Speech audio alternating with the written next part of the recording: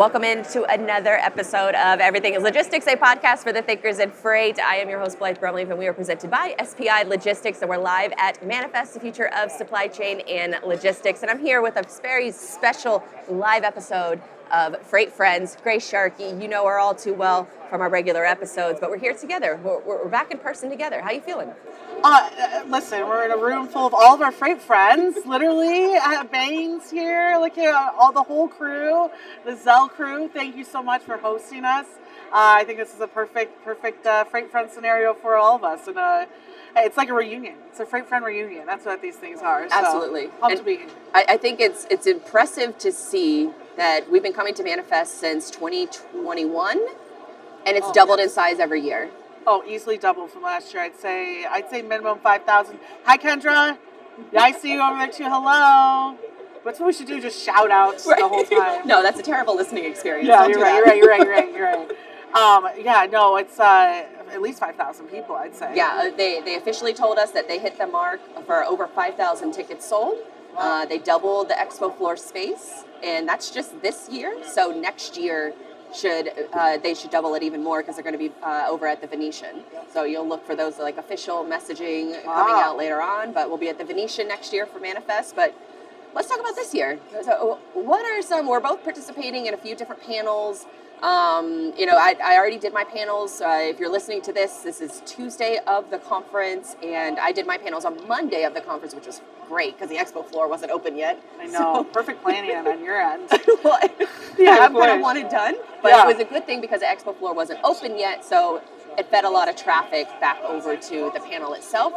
Talking about visibility has been I did two panels on visibility, actually one for Vision and then one for Manifest officially. So, and I know you're doing a panel on visibility as well on Wednesday. Yeah. Today actually. So yesterday, you and I both did some Vision work, which was great. I saw shout out to them. Yeah, shout out to Vision and all the work they did yesterday. Multiple panels, really great stuff. And it was funny because mine came a little bit after yours, and it took kind of a step forward from visibility to supply chain resilience, right? So I think it was perfect because those topics just blend together so that's well. Interesting. Yeah. So for the crowd, I guess, or for folks who are listening, visibility is obviously going, drink. I made a joke that drink every time you hear the word visibility during this conference, because there's so many players, dozens and dozens of them that have entered into the market just trying to solve this one problem. Yeah. And I think that was a bigger, I had always heard, visibility almost sounded like a buzzword to me, but it really, from having those different conversations, it really depends on where you're getting your data sources, the garbage in, garbage out sort of golden rule of data collection, and then what you do with that data, not to just be able to send an email and say, sorry, your shipment is late, but how can you get ahead of it and let your customers know ahead of time that there's an issue? And so I think that ties into your talk about, that resiliency and how that's evolving. Can you talk a little bit about that? Yeah, and I do want to touch on the fact that I think it's pretty obvious to everyone that over the last couple of years, this area of visibility leading to resilience is kind of in question. There was a ton of investment that went into it a couple of years ago, and now people are really saying, okay, what's the action now? Cool, we all know where our stuff's located, but something could and will go wrong, so what do I do from there? And I think when it comes to the resilience part, that's the proactive planning, the proactiveness of having all these visibility tools, having all this data now. Well, how do we use that data to predict what our supply chains could eventually be affected by? How do we actually now take that information and do something with it? And I think there's a number of players out there that, especially a lot that we're seeing around here right now, that are focused on that aspect, right? Their customers no longer just care about where it is, but it's what if something goes wrong. We have a commitment to our consumers to make sure it happens. Our delivery happens at this rate, 2 days, 1 day, etc.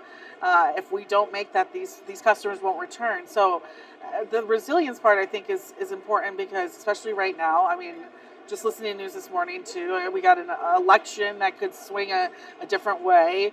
We have geopolitical issues in the Red Sea that are unavoidable at this point. The Panama Canal. We talk about unavoidable. That's Mother Nature having her fun, and we've just sat back. Rachel Premack wrote a great article about this at FreightWaves. Like, we've almost just gotten used to and disruptionless. Yeah, that level of disruption where it's like, oh, like there's nothing that we can do, and so I think that's the point of the visibility tools now. Is like, no, we need to almost take these tools and look at them in a more proactive space, and be able to take that information and get it to our consumers in a positive manner. Right, it's like if you were airplane, right? If your flight's like, yeah, it's going to be delayed, cool, awesome, that happens. But like, when am I getting on the next one? And that's, I think, where we are at this step of taking that data and moving it forward. Yeah, there was a gentleman on my panel. His name was Charlie Cunnion, and he is the VP of Supply Chain and Customer Service at CMPC Forest Products. And he was talking about how ever since COVID, they have had to retool everything and integrate new technology. But ever since then, they feel like, these black swan events that are becoming much more frequent than, a typical black swan event. They feel like regular swans now. Yeah, it feels like and he mentioned, he was like, it feels like, the cost of doing business now. It feels like table stakes, like that they can handle it. They can remain agile. So I thought that was a really fascinating takeaway just from those different couple of conversations, because I think visibility, almost like akin to digital freight brokerages, it's one of those hot topics where it's a lot of VC funds that are getting behind these companies, but what are the actionable next steps of what can happen after you can see your products and have it very simple user interface? And that's essentially what Charlie was saying, is that I only want one user interface. I want to be able to log in, and I want to be able to know before shit hits the fan, so I can inform has he my found team. That yet? I don't think he has, much to the chagrin of a lot of visibility players here. Yeah. I know that there's definitely some people working on that. One of the unexpected parties working on that is actually the U.S. government. Right. And so it's a new program, newish, called Flow, and we had a gentleman by the name of Andrew also on the panel with Charlie. That was talking about how this program works, and it's basically like a Walmart and a Target. They take their data sets and they import them into their Flow system. They anonymize the data, and the only incentive for them to do that is that they can get access to everybody else's data as well. So if you share your data, you get access to it. If you don't, you're kind of just flying blind, well, essentially with your own data. This came up at dinner. I don't know if you heard the side conversation. This came up at dinner yesterday because we're talking about visibility data and visibility companies out there. And I was saying, the big problem I think with it is a lot of it comes down to the ports. It's not even so much like what's happening on the ocean or where my container is, etc. It's like, okay, once it gets to the port, where is it at once it's offloaded off of that ship? Where is it sitting? How quickly can I pick it up? When can I pick it up? What are my extra charges, etc.? And I think a big issue of us getting to a point where that is better addressed is the ports don't want to share that info. Like, I think people don't understand, like, that there's separate entities that work as their own businesses, and they understand what that data actually... Now, a lot of times they'll come and say, it's security reasons, and I hope there's not, like, a poor guy walking around right now. But, it's security, we're nervous about security, and people knowing what's on these... No, sure, okay, that is a concern, but a lot of it is because they know how powerful it is. So when I heard about this Flow program, I immediately was excited for it, because... that's the incentive they need, is like, we need to get these silos broken down so we can share this information and actually get something done once these containers get to that port. Because that's literally the problem when people are like, we need to figure out where these things are. It's not like we're bored and we want to know where in the middle of the Indian Ocean our container's sitting. It's like, no, we need to plan when that container gets picked up, and we need to know how quickly things are coming in and out of the ports, and people just don't want to share that info yet. Oh, well, speaking of that sort of different, like, I guess, visibility and sharing that data, I was reminded of the TradeView demo, which is a new product from Vision. They just announced it at this year's at Manifest, and they showed all of the ships, the cargo ships in the Red Sea, and they're close to the shoreline. And so because they have to stay close to the shoreline to avoid getting attacked, they have to have less cargo on their ships because it's shallow water. And I was like, oh, just those little things that you don't even think about. But that, the visibility is helping to shine a light on that. Well, and an interesting article I did read from a website called Shipping and Freight Resource is that insurance doesn't cover this stuff. If I'm about to do a perishable panel here in a little bit too, so this might come up, but if you have something on there that has a deadline, like, it's not going to get covered by insurance. Nope. These things are like written in there. It's very detailed. I don't have it memorized, but very rarely is anything within the Red Sea scenario going to be covered if something goes wrong or that freight is taken, or even down to, let's say, if you pay a ransom, like that ransom isn't going to get refunded. So this is a scary situation to consider that too, and especially if you're a perishable shipper as well. Well, I think another aspect that was really fascinating about, just the whole, what visibility is trying to solve are a lot of the smaller players. And I think that is what's lost in the discussion when we have these visibility conversations, because if you have like a program like Flow, where they're collecting all of this data from these major retailers, some ports across the country, but then some other carriers as well. You're volunteering that data, but what's missing is the more than 90% of all trucking companies in the country that have 2 trucks or less. Yeah. And who's going to be responsible for uploading that data? And that's their number. If data is the number one resource, it's overtaken oil as far as the number one commodity in this world. What is the incentive for some of these smaller players to do that? They're already wearing a ton of hats, so they're not going to be uploading, a CSV file to, the U.S. government's website. Yeah. I'm sure there's a lot of distrust also with the U.S. government. Like, what are you going to do with my data? And so they're trying to, give credit to Andrew over, U.S. Department of Transportation, working on this Flow program, because he's trying to address those concerns, trying to make it as easy as possible where you just upload a CSV file. But that was one of my questions, is how are you accommodating some of these smaller players, especially with Charlie on that same panel was saying, we work with a majority of smaller carriers. So I need to be able to access those data points, and I can't. And he's talking about it from a shipper perspective. And so when you think about it from that lens, there's still a ton of work to do. I will say I met a gentleman right after that talk because he really liked that smaller player question, because he's actually trying to solve that. He says that, basically, I haven't seen the demo yet, but basically they pull the information from your emails, because that's what essentially we all rely on in this industry is the email.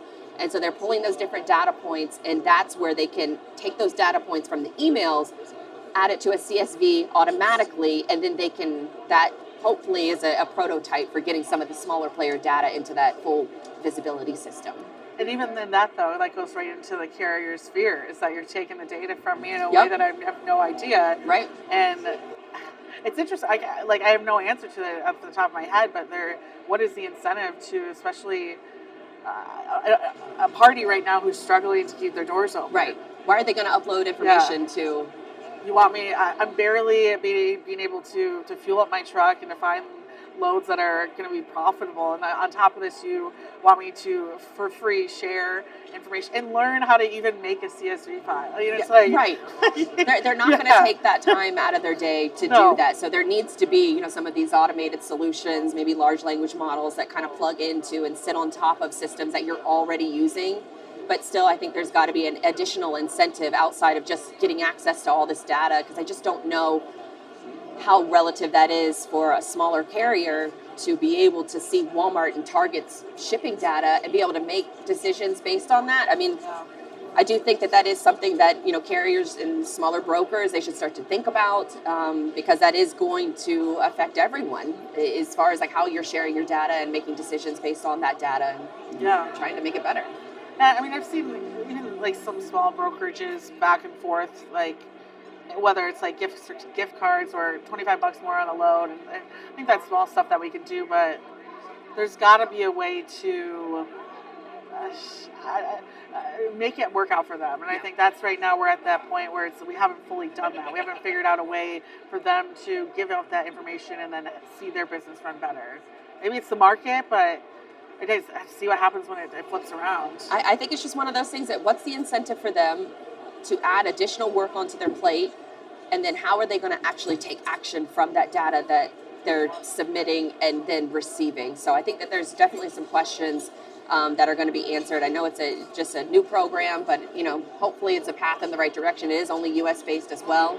I think ITS is another company that has started leveraging their own in-house visibility. So they have that end-to-end customer shipment, and you can have access. Well, you can have access to that that visibility tool, like like a Project 44 or like a 4Kites, where that's almost like a SaaS product. But ITS is taking a little bit of a different direction, where they're using their own data, making their own visibility tool, and you can pay for it on the side. But if you're a customer of theirs, you can actually get access to that information right inside their platform, no extra fee. So I think that is an interesting play for the future, or the future is today. I wonder how that. Well, I would assume, especially ITS, knowing that they're also getting third-party data, so they're making decisions off of all of it as well. That's interesting. I think that's, and then from there, it's just depending on how you're building that relationship with the carrier and making them feel valued in that conversation, right? And I think, again, a cyclical business, it will flip the other way, and that's probably when the data will make more sense to share, right? When they're making much better margins. So maybe that's what we need. We just need the market to flip, and then we'll see a whole different side. But I think most people right now, even it's like, we talked about this actually with Reed before too, just how hard it is to build that relationship with a carrier with it being so fragmented. So what else have you seen here at Manifest that I know we're both talking on panels about visibility, but there's a ton of expo floor space. So like I said, we doubled in size, and I don't know that I've made it around that much. But I did make it to one cool booth, but I was curious. Well, it's going to go down that route. Honestly, I'm going to take it to the conversation. I think warehousing technology is like the one thing I've noticed a lot more here today, and in all aspects of that, down to like how orders are being managed, how that's being communicated to the warehouse, how you're incentivizing the carrier or the warehouse workers. I know what you're about to touch on, which is making the job more efficient for them too. The robotics are still here as well. I haven't got to see all of the robotics yet, but even down to, honestly, yard management. GateGo actually right now has, I'll give you some clips of it so you can put it on your show if you want to show people. They have a really cool software that when a truck comes in, they read everything off of the truck, including the truck number, the license plate, MC number, all of that right off the camera. But what's interesting at their booth is that they got the Apple Vision Pro. Oh. So they're allowing people to use the system while using the Pro, and it's just funny watching, like, you're watching them like maneuver around like in the air with their like fingers and typing on the board and everything. But it's just like, it's really interesting to like watch, because shout out to the Vision Pro, but that thing, but you just look at where you want to click, and it can read your eyes and know what you're doing. And that Apple Vision Pro, not to be confused with the other Vision company. Yes. That's the Vision company with the Z. But yeah, no, it's really cool. But even their technology, I think, is interesting. So it's cool to see like a really interesting yard management software solution be mixed with the hardware aspect, and kind of like envisioning what a warehouse manager's job would be. And realize, honestly, the first thing I thought about, because he looks so crazy, like moving his hands around and like doing all this stuff, is that, boy, that's going to be a whole different like group of workers that you're going to have in your warehouse. So that's really interesting to me, and I think there's a lot more of those type of companies here as well. I do wonder, because there's a company called Ocado here that just bought 6 River Systems, so warehouse robotics. And I attended a webinar a couple years ago from Six River Systems, because I'm fascinated by warehouse robotics and how they're being used. Yes. But for their training program, there's a psychological aspect that they have to involve with onboarding. So anytime they deploy a new warehouse automation, robotics, something like that, a good portion of their onboarding training is talking to the employees to make sure that they see the robots as their friends, and that they're helpers and not as competition, not that they're going to take their job. So that's a key component of how they're training their warehouse workers. So with what you talked about, like and then I do the same thing with ChatGPT. I like a please, thank you, like because I my biggest fear is it'll rise up against me at some point. So they're just training the reps the same way inside the warehouse. Perfection. Well, speaking of AI and speaking of warehouse automation and trying to optimize that experience, there is a company here. They have a product called Moonwalkers. And it's essentially these like strap-on electric Heelys / roller skates. Heelys, that's what I was trying to remember. Yes, Heelys, yes, 100%. But they have been walking around the conference with these shoes on. It's such great marketing, so shout out to them. But I was able to stop by their booth and demo the product and put the Moonwalkers on and take a little stroll. And it feels, you have to almost untrain yourself from the roller skating days. Or skiing days. So you have to like look up. You can't look down while you're wearing them. But if you look straight ahead and if you do heel toe, you just say that over and over again, then you cut your steps down Marching in bands half. coming back to life for me. So, well, so we used to do heel toe.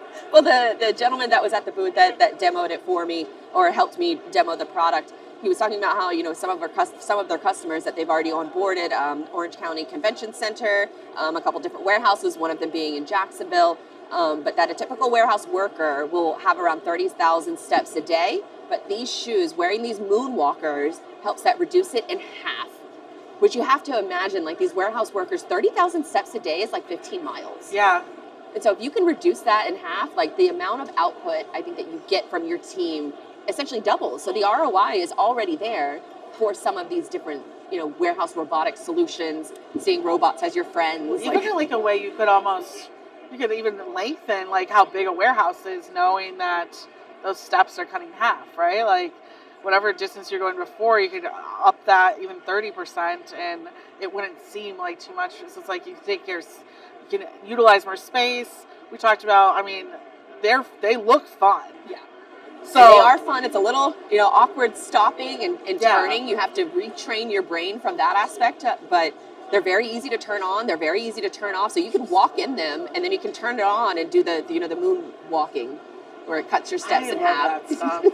That's what I mean. I told someone I was there, like, I'm taking video, and I'm like, where are the robots? Because that stuff is just so cool. And I mean, like you said, we've been watching them walk around all day. It's being tested. It's being used. You were telling us about a company that's loved them and got more of them, and I'm sure they wouldn't have done that if their employees didn't agree with it as well. And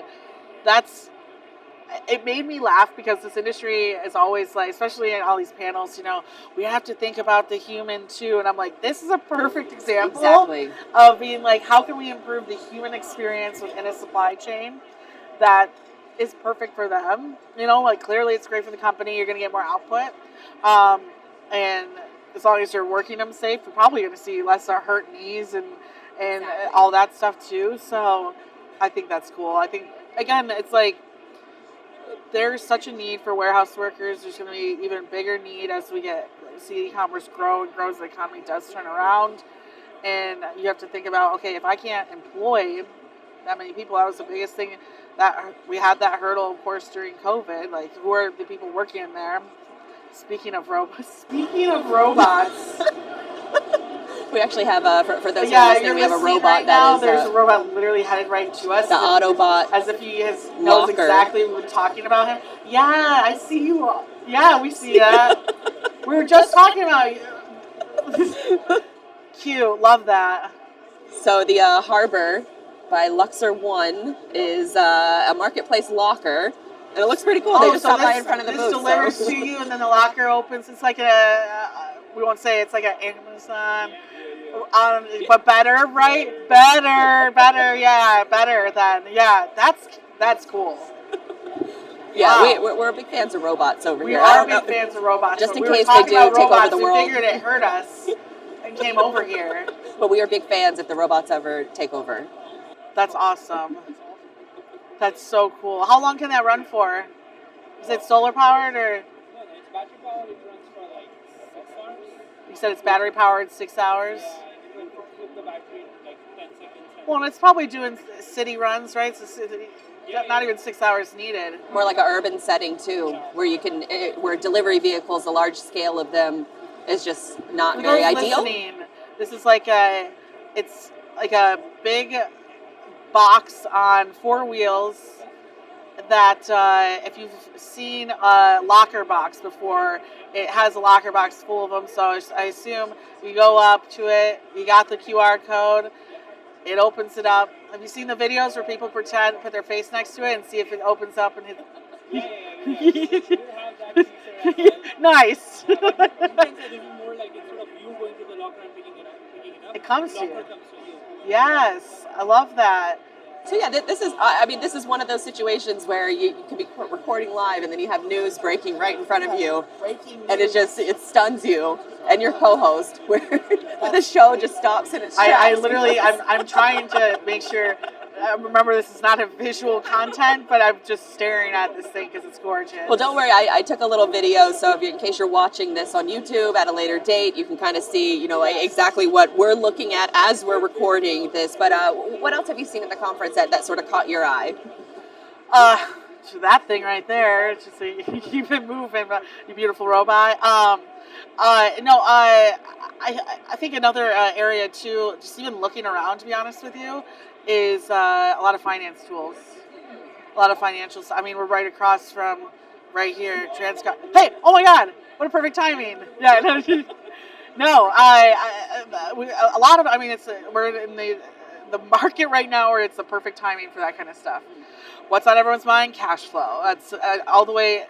I haven't heard this amount of information on shippers watching how their payment terms are and getting their own credit lines for their logistics and supply chain payments, etc., than ever before. And it kind of makes me nervous sometimes, but there's, of course, companies that are out there trying to make that visible, right, where everything is at, and finding creative ways for people to find lines of credit or at least manage their expenses in a more visible way so that they can stay on top of things. One thing that we talked about at FreightWaves a lot, and I still stand by, we're seeing seeing it get a little bit worse, but I think that's people volunteering a little bit more to leave, is how well carriers have stuck in this market. We really, 2023, I apologize to all carriers who I just thought would fall out of this market faster than ever before. And they didn't. They held on just as tight as we're seeing consumers hold on to their own finances as well. And I think that's truly because they started to look at some of their back office automation. They started to look at exactly how they were managing their expenses, how their fleets were managing their expenses. They're watching their fuel costs. They're watching how much they're putting into, of course, different aspects of the business, whether it's, fixing things. Hi. What's up, guys? Whether it's of course, fixing their trucks. We talked about Strickland, Heartland, right? We saw that they, same for them. They knew when the market is bad, and they sold equipment when they really probably should have. Maybe a little bit late, but they sold it for some good money. But I think that's another one too. Is I want to kind of walk around and see some of the newer players in the space looking to help a little bit more of the financial side. Yeah, at least automation, right? Well, I think for trade shows like this and events like this, they really focus on more on the enterprise level. But from what's missing are the small to medium businesses that power the entire supply chain. And so as you're talking about the carriers that have stayed strong and stayed resilient during a lot of different, really tough market conditions, brokers are also facing this as well. I actually saw this tweet earlier, Ben Turschke. I think this is the second show in a row that I've mispronounced your name. As far as Freight Friends is concerned. But he had a great post on X this morning, and he took a screenshot of another 3PL broker. His name is Jason Rabin. But basically, he's talking about how the surety bonds. He said, my bond last year was a little under $2,500. This year, my current bond company is not renewing our policy as they are one of the exiting companies. And in the open marketplace, the lowest bond quote that I've received so far is over $10,000. One quote was $8,000, but required $20K in collateral. And he says, FYI, I have never had a successful claim filed. In my opinion, I am not a high-risk client. But he says, we're all feeling it. Every single nook and cranny involved in the supply chain is feeling it with these additional fees, these additional costs, especially on the smaller to mid-sized player. I mean, that is a huge jump in expenses from $2,500 to $10,000. Yeah, you want a hot take? Should we do some hot takes? Let's do it. Especially because the audience around us, right? It's not too many carriers. So I'm gonna speak a little bit more to the shippers. But big thing about this, right? About it's like a ton of shippers out there, and I have the exact same advice to carriers as well. But shippers out there, you better be doing the due diligence on the people that you're working with. We saw what happened with Convoy. I mean, Convoy right now has a nice lawsuit from a very large shipper, IKEA, and a number of carriers behind it because of non-payment. It's like looking around. You gotta watch your back here whenever you start talking about these kind of things. But it's true. I mean, you know what? I would challenge them to come up to me and say that wasn't accurate. I mean, shippers need to be doing the same thing because you're going to be stuck in this space where if that broker that you're using, that logistics provider that you're using falls out or has some financial issues, which we are seeing everywhere. I'm not going to say names because I really can't, but there are some big players out there that are just getting by. And if they fall through, you are responsible for those bills. It's the law. It's the federal law. And it will take months if you're some of these smaller players to get any access to that money, if at all. Yeah. And so if you are a cash-strapped business, if you're not looking at your cash flow and managing it appropriately for these unexpected expenses, then one bad decision or one bad thing that happens that's out of your control could put you out of business. Yeah. And think of a shipper. I mean, you've got a situation where you potentially could be liable for double payments on a lot of your the shipments that you've done, depending on. And here's the thing: there's a lot of small, medium-sized shippers. Do you have the legal force of IKEA? IKEA, I think, could win and might win. I think there's ways a lawyer could fight against it that you owe again. Brokers eat and do that stuff all day long. You just don't realize it because they love your business. But if they fall out of the market, they're not only crushing your carrier network. I mean literally pushing them out of the market, but they're now holding you liable. And who's moving your stuff? Like, I kind of wondered during those days when we saw that collapse, like, how many customers were like, hey, what's going on? I depended on you, and this isn't happening. We talk about resilience, right? It's full circle. Visibility. Visibility, like, you want visibility, start running credit on everyone that you're using to move your stuff. And carriers, yes, you should be doing that every day, but shippers, I think shippers got comfortable knowing the financial stability of those players during when the market was great.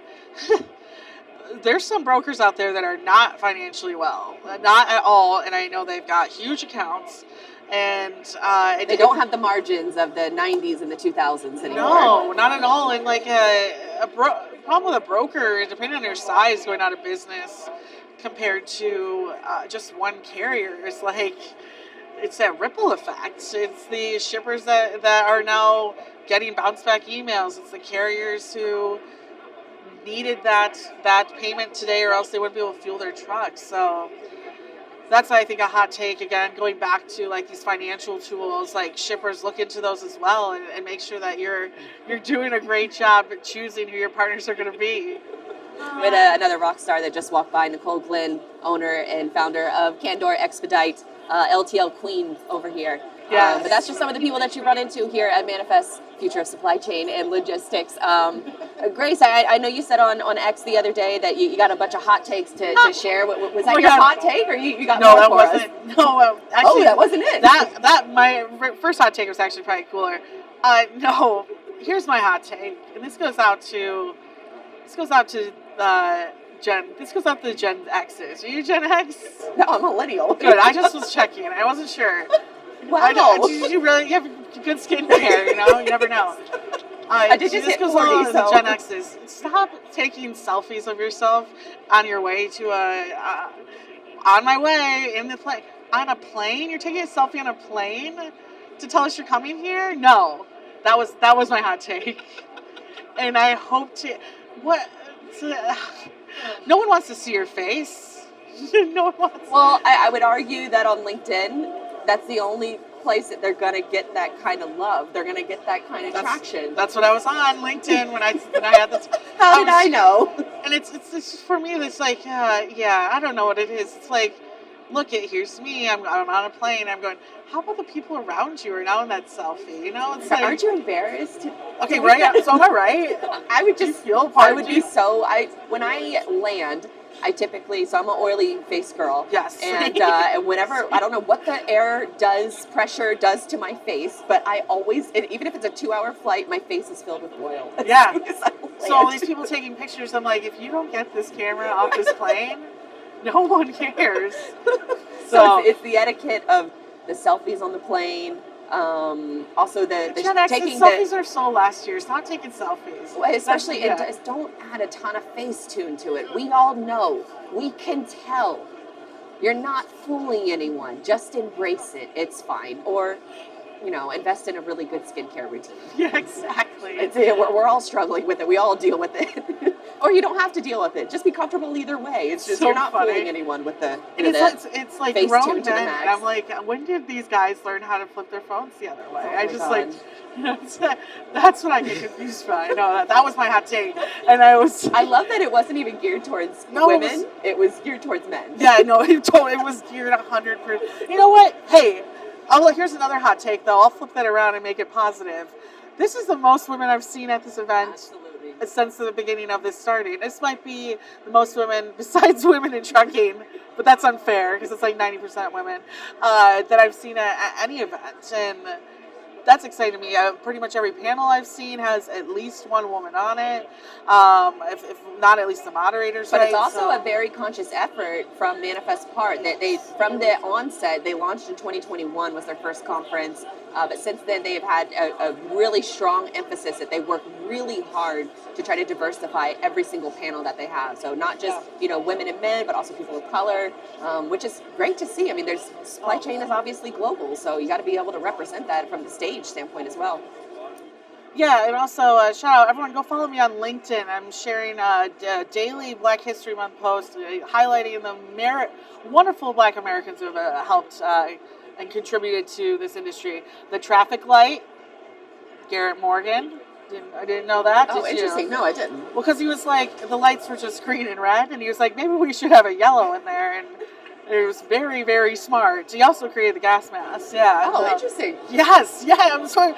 These people have had huge influences in our industry, and again, is that representation here? I think we're slowly getting there, and you're right. We had Courtney on Great Quarter Gals, and she said she individually for the women's luncheon sends out individually direct emails to every man that's attending this conference, and we've been to the luncheon before. Men are welcome clearly, and it's questions I think is like the best part. There's usually a Q&A at the end of it, and any clearly men out there maybe listening now, like go to it and ask the questions, ask the tough questions. The panel and the audience will listen. And that's my number one is like listening with an open mind and empathy, right? That's why I think leadership in this industry, in any industry, right, is working on leading with empathy, understanding that. Personally, I think diversity brings more to a company than people realize.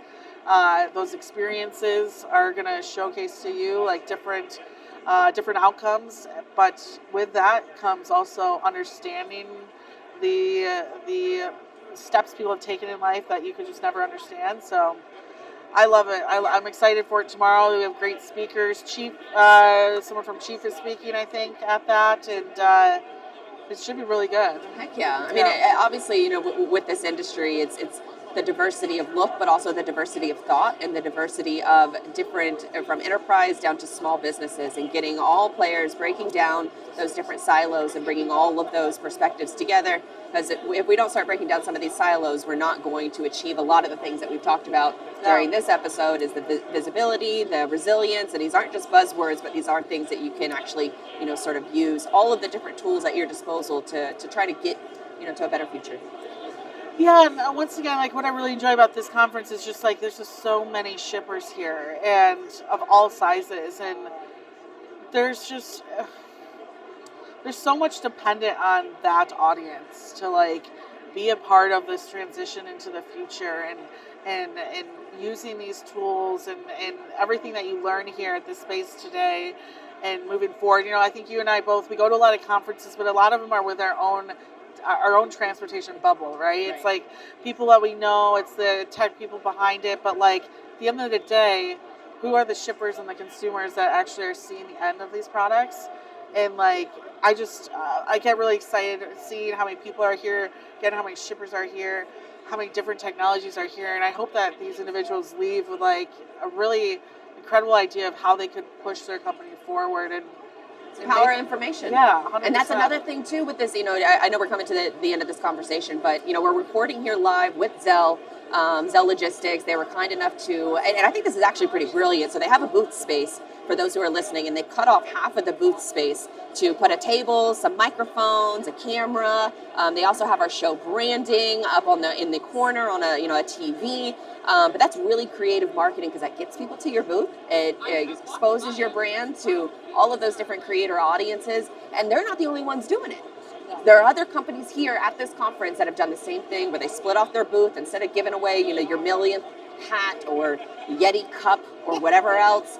They invite other creators to come and enjoy their space as well, and be able, for creators, we're likely not going to have a booth space except for if you're Kevin over at the New Warehouse Podcast, or if you're Ramel with Truck and Hustle. Those guys are a little bit further along in their podcast. Ramel had a whole room, I think, too. I think he had a whole room last year, but I think he has a booth this year. Nice. So it's it's one of those things that like you see the way those guys move, and it's like that's the level that we're getting to as far as creating content. Is the demand for that kind of information and information sharing.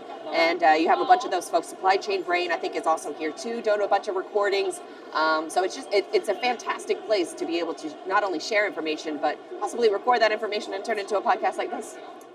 It's talk about marketing, right? It's like that's we're just explain to someone that like we're maybe look at us as like influencers, which is weird, but it is true. I mean, like, especially the work that you're doing is like outstanding. I think you're doing a lot for the companies clearly that you're working with and are sponsoring you. And I think shout out SPI Logistics and Thai Software.